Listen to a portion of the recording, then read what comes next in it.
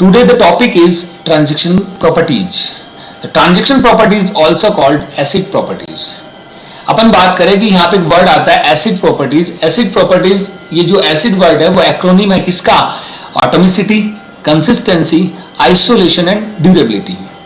तो यहाँ पे अपन बात करें कि एसिड प्रॉपर्टीज क्या क्या होती है, इसका मीनिंग यहाँ पे क्या होता है. तो अपन कहते हैं कि एसिड प्रॉपर्टीज किसी भी ट्रांजेक्शन के ऊपर अगर अच्छे से काम करेगी, इट मींस आपका डेटाबेस क्या होगा? कंसिस्टेंट होगा. किसी भी डेटाबेस को कंसिस्टेंट रखने के लिए अपन क्या काम में लेते हैं? ट्रांजेक्शन प्रॉपर्टीज काम में लेते हैं. तो अगर कोई भी प्रॉपर्टीज अगर अच्छे से वर्क नहीं कर रही, इट मींस आपका डेटाबेस क्या होगा? कंसिस्टेंट नहीं होगा. इसलिए अपन कहते हैं कि कोई भी डेटाबेस है उस पे अगर ये 4 प्रॉपर्टीज है, ऑटोमेसिटी है, कंसिस्टेंसी है, आइसोलेशन एंड ड्यूरेबिलिटी, अगर ये 4 प्रॉपर्टीज अच्छे से काम करे, इट मींस वो डेटाबेस कंसिस्टेंट होगा. तो शुरू करते हैं अपन. सबसे पहला आता है, वो आता है ऑटोमेसिटी.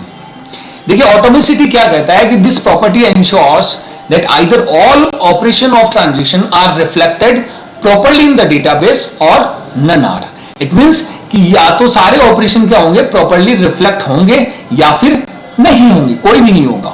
देखो जैसे कि अपन ने कहा था, ट्रांजैक्शन की डेफिनेशन ही कहां से निकलती है? ऑटोमेसिटी से निकलती है. अपन कहते हैं transaction is a logical unit of work that must be succeed और fail in its entirety. It means transaction भी क्या होगा? या तो अपने आप में कंप्लीट होगा या फिर नहीं होगा.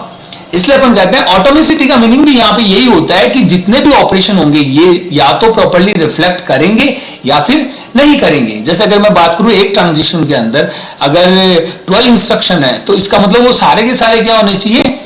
प्रोसेस कंप्लीट होनी चाहिए उनकी.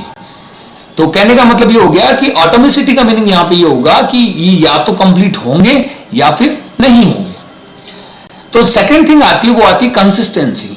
देखिए कंसिस्टेंसी में बात करने से पहले अपन बात करेंगे आइसोलेशन एंड ड्यूरेबिलिटी की. उसके बाद में अपन बात करेंगे कंसिस्टेंसी की. तो देखो शुरू करते हैं अपन आइसोलेशन. देखो काफी बार ये नाम आपने इन दिनों सुना होगा, आइसोलेशन वार्ड. जनरली इसका मीनिंग होता है अकेला. In the form of transaction अपन ये कह सकते हैं कि ट्रांजेक्शन अगर कोई होता है तो उससे किसी दूसरे पे इफेक्ट नहीं होना चाहिए. अगर अपन बात करें कि ट्रांजैक्शन अकेला तो हो नहीं सकता डेटाबेस में, कि जैसे मान लो कि मैं बोलूं कि मेरे पास एटीएम है और मैं एटीएम से पैसे निकालने के लिए जाता हूं. अगर वो एटीएम आईसीआईसीआई बैंक का है, इट मींस आईसीआईसीआई बैंक के एटीएम को अगर मैं लेके जाऊंगा, वो ट्रांजैक्शन करूंगा, अगर वो एक टाइम पे एक ही ट्रांजैक्शन होगा, इट मींस बाकी सारे क्या होंगे? होल्ड ऑन होंगे. तो ऐसा तो पॉसिबल नहीं है कि एक ही ट्रांजैक्शन एक साथ हो. पर अपन कह सकते हैं कि यहां पे आइसोलेशन का मीनिंग ये होता है कि लॉजिकल आइसोलेशन होगा. देखो प्रैक्टिकली ये पॉसिबल नहीं है, क्योंकि अगर अपन ट्रांजैक्शन की बात करें तो अकेला ट्रांजैक्शन अगर एक ही डेटाबेस में होगा तो देन बाकी सारा क्या हो जाएगा? स्लो हो जाएगा वर्क. तो अपन कहते हैं कि यहाँ पे लॉजिकल आइसोलेशन कैसे होगा?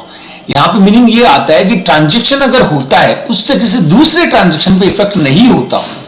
अगर वो अकेला वर्क करे या फिर नंबर ऑफ ट्रांजैक्शन साथ में वर्क करे, अगर दोनों में कोई इसका रिजल्ट है, दोनों केस के अंदर रिजल्ट है वो सेम आ रहा है, इट मींस अपना आइसोलेशन वर्क कर रहा है, आइसोलेशन प्रॉपर्टीज वर्क कर रही है. इट मींस अपन ये कहते हैं कि it ensures that each executing transaction execution in isolation, कि जितने भी ट्रांजेक्शन होने चाहिए वो आइसोलेशन में होने चाहिए. It is unaware of other transaction executing concurrently in the database system. कहने का मतलब ये हो गया कि जितने भी ट्रांजैक्शन हो रहे हैं उससे किसी दूसरे ट्रांजैक्शन पे कोई इफेक्ट नहीं पड़ना चाहिए. फॉर एग्जांपल अगर मैं बात करूं कि अगर आप आज किसी रेस्टोरेंट में खाना खाने के लिए जाते हैं, आपने वहां पे खाना खाया, खाना आपको अच्छा लगा, आपने बिल पे किया, आप घर पे आ गए.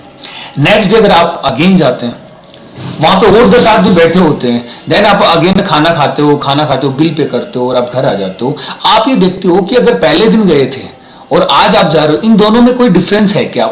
अगर लोग और 10 बैठे हैं तो उससे आपको क्या फर्क पड़ता है? तो कहने का मतलब ये हो गया कि ट्रांजैक्शन है उससे किसी दूसरे ट्रांजैक्शन पे इफेक्ट नहीं होना चाहिए. यही क्या है? आइसोलेशन है.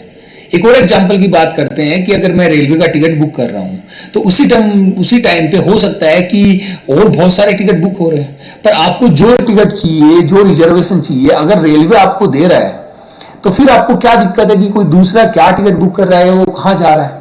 तो कहने का मतलब ये हो गया कि आइसोलेशन का मीनिंग यहां पे ये है कि जो भी ट्रांजैक्शन होंगे उससे किसी दूसरे ट्रांजैक्शन पे इफेक्ट नहीं होना चाहिए. यही क्या होता है? लॉजिकल आइसोलेशन होता है. ओके, तो कहने का मतलब ये हो गया कि आइसोलेशन का इन द फॉर्म ऑफ ट्रांजेक्शन ये मीनिंग आता है कि ट्रांजेक्शन चाहे अकेला हो चाहे फिर एक साथ बहुत सारे ट्रांजेक्शन हो, इससे किसी दूसरे ट्रांजेक्शन पे इफेक्ट नहीं होना चाहिए। एंड नेक्स्ट आता है वो आता है ड्यूरेबिलिटी। ड्यूरेबिलिटी का मीनिंग यहां पे ये है कि this property ensures that after the successful completion of a transaction, when a transaction commits, the changes made by it to the database persist, remains in the database। कहने का मतलब ये हो गया in the case of failure भी अपन कहते हैं कि जो भी अपन ट्रांजेक्शन करते हैं वो ड्यूरेबल होना चाहिए। ड्यूरेबल का मीनिंग यहां पे ये होगा कि ये मेमोरी के अंदर परसिस्ट करना चाहिए। देखो जैसे अगर अपन बात करें कि जैसे मान लो आज मैंने रेलवे से टिकट बुक की है और 15 डेज बाद में अपनी टिकट है, मेरे को कहीं जाना है। अगर मैं 15 डेज बाद में अगर स्टेशन पे जाता हूँ, वहाँ मेरे को रेलवे का कोई अधिकारी आके बोलता है कि भैया माफ़ करो, ये तो हम भूल हो गई और ये टिकट आपकी बुक नहीं हुई है, तो क्या ये सही है? तो कहने का मतलब यहाँ पे ये है कि ड्यूरेबल का मीनिंग यहाँ पे हो गया कि आपका डेटाबेस में जो भी चेंज होता है वो क्या होना चाहिए, परसिस्ट करना चाहिए। कहने का मतलब ये है। तो कहने का मतलब ये हो गया कि जैसे अगर मैं बोलूं कि अगर मैंने किया i इक्वल टू 16 और देन मैं उसमें कुछ चेंज किया, i इक्वल टू 16 से मैंने i इक्वल टू 20 कर दिया, तो क्या i इक्वल टू 20 मेमोरी के अंदर होना चाहिए? होना चाहिए, जाहिर सी बात है। कहने का मतलब ये हो गया कि जितने भी चेंजेज होते हैं वो अगर मेमोरी के अंदर रहेंगे in the case of failure भी, देन वो क्या होगा, ड्यूरेबिलिटी होगा। तो ड्यूरेबिलिटी अगर किसी भी डेटाबेस पर अगर अच्छे से वर्क कर रही है, ये प्रॉपर्टी अगर किसी भी डेटाबेस पे अच्छे से वर्क कर रही है, इट मींस आपका डेटाबेस क्या होगा, आपका डेटाबेस कंसिस्टेंट होगा। ओके, अब अपन बात करते हैं, लास्ट में अपन बात करते हैं, वो करते हैं अपन कंसिस्टेंसी की। देखिए कंसिस्टेंसी अगर अपन बात करें तो कंसिस्टेंसी का मतलब यहां पे ये होता है कि आपका जो डेटाबेस है वो before and after the transaction क्या होना चाहिए, कंसिस्टेंट होना चाहिए। तो कहने का मतलब ये है कि अगर आपकी बाकी 3 प्रॉपर्टीज अच्छे से वर्क कर रही है देन आपका डेटाबेस कंसिस्टेंट होगा। तो कंसिस्टेंसी का मतलब यहां पे ये है कि बाकी 3 प्रॉपर्टीज, अदर 3 प्रॉपर्टीज है वो अच्छे से वर्क कर रही है, इट मींस आपका डेटा कंसिस्टेंट होगा। तो कहने का मतलब इतना ही है कि जैसे अगर मैं करता हूं a plus B equal to B plus A, तो अब आप इसमें a में कुछ भी ऐड करते हो, b में कुछ भी माइनस करते हो, लास्ट में आपका क्या आना चाहिए, a plus B is equal to जो वैल्यूज है वो किसके बराबर होनी चाहिए, b प्लस ए के बराबर होनी चाहिए। कहने का मतलब अगर मैं लिखता हूं a plus B equal to B plus A और फिर मैं इसमें कोई भी चेंजेस करता हूं, लास्ट के अंदर अगर मैं बोलूं कि a प्लस बी और b प्लस ए का आंसर अगर सेम आता है, इट मींस आपका डेटाबेस क्या होगा, कंसिस्टेंट होगा।